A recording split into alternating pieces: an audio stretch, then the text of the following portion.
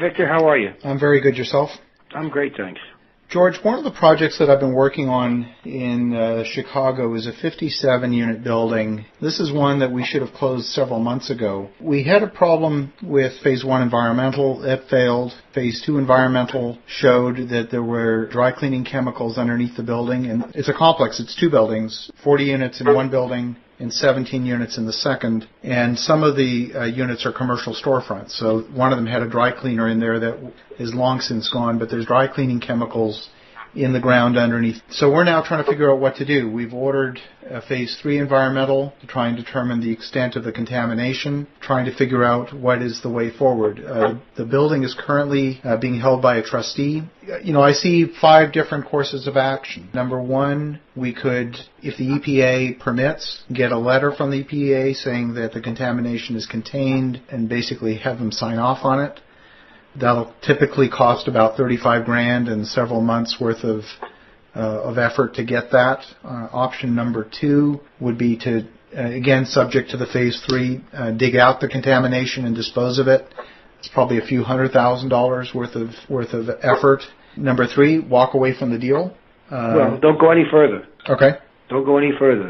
I don't know if you're familiar, but the particular type of chemical which is used in dry cleaning is tetrachloroethylene. Yes. And that is highly toxic, and it's also a carcinogen. Yes. The problem that you have with the regulations with the EPA is anybody that has knowledge of the existence of a toxic chemical is responsible to anybody that gets injured.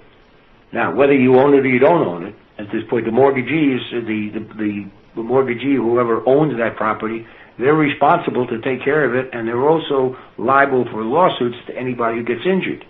So since this is going to be a residential development, I don't know why it's good enough or to go for it, knowing that you could have this potential liability always. And that would make it difficult for you to get loans from lenders, even though you've got the environmental letter that you need from the EPA. And it's also something that you have in connection with tenants. Because you know about it, if some tenant finds out that you were there and you didn't totally disclose this, and all of a sudden they show up with a cancer, they may come after you and say, well, it's your fault.